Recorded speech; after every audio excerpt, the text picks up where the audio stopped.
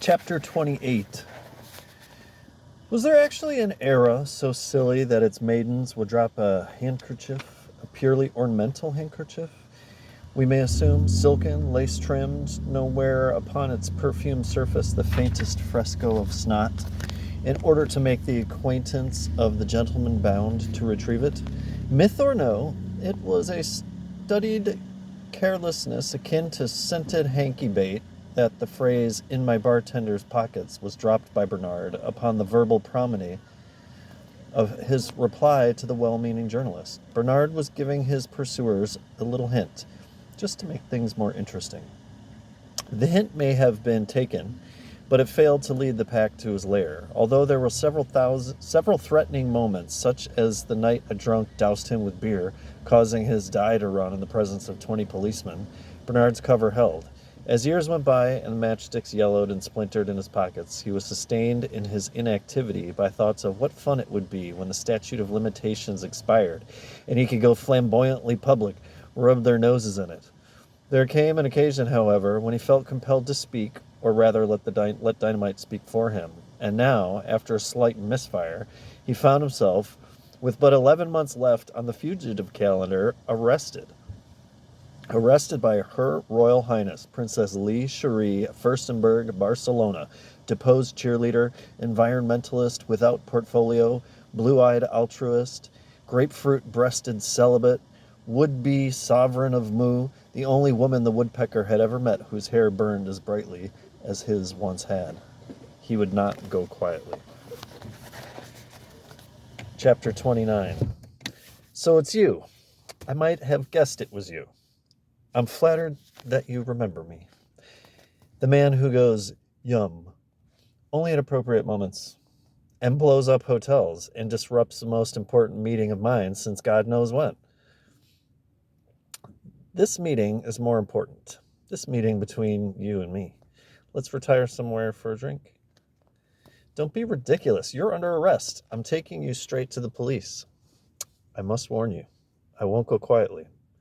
Criminals, because they're plagued with guilt, often will surrender and go quietly. Outlaws, because they're pure, never will. As in a symphony, the brass may suddenly blare and drown out the woodwinds and strings, so fear suddenly blared in Lee Cherie, drowning out the anger and frustration that in the opening bars of this concerto of confrontation had served her so well. She glanced around the beach, looking for assistance. Some young men, blonde as shampoo commercials, brown-skinned as turds, noticed her looking and waved at her. Don't expect any help from those beach boys. They're only interested in snatch and surf. Besides, they'd be no threat to me. I have a black belt in haiku and a black vest in the cleaners. This morning I met a visitor from the planet Argon. She told me I have an aura like burnt rubber. Thanking her, I said black was my favorite color, aside from red. So you met her too, Lee Cherie didn't know what else to say. For the first time, she noticed that he was wearing black swim trunks, and on his feet, black thongs. Where does one buy black thongs? She felt disoriented. Goosebumps popped up in her sunburn, making her hide resemble a bird's eye view of bloody cobblestones. She felt like a street of the French Revolution. She turned to the hag in the bikini. Julietta, get the police, she ordered, knowing full well that the police were all in town trying to solve the case of the bombed hotel. Julietta couldn't understand her anyway. There's nothing to worry about. I won't hurt you. I'm delighted that we're getting to be friends. I would have left Maui right after the boom boom, he grinned at Julietta, if it hadn't been for you. It was true. An old pal of his from the mainland, now a marijuana planter on the Kona coast, had agreed in advance to whisk Bernard to Honolulu aboard a smuggler's sloop. Even though the bombing was premature, the sloop could have sailed Monday morning had Bernard desired. I don't get it. You stayed because of me? Because of you, babe. And because I have some blasting powder I haven't used yet. What? She laughed in disbelief. I can't trust my ears. You maniac. Mr. Maniac. You want to blow up something else? What I want is to buy you a drink.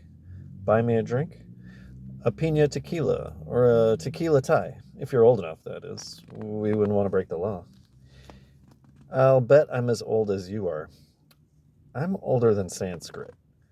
Well, I was a waitress at the Last Supper.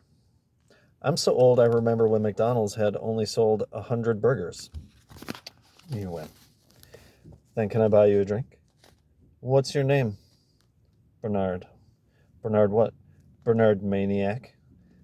Listen, Mr. Maniac. I'm listening to nothing unless I'm sitting across the table from you at the La Hyena Broiler. Your grandmother can come too, although frankly, I'm a bit shocked by the extent to which her bathing attire reveals her charms. Well, she said. She paused. She thought it best to humor him.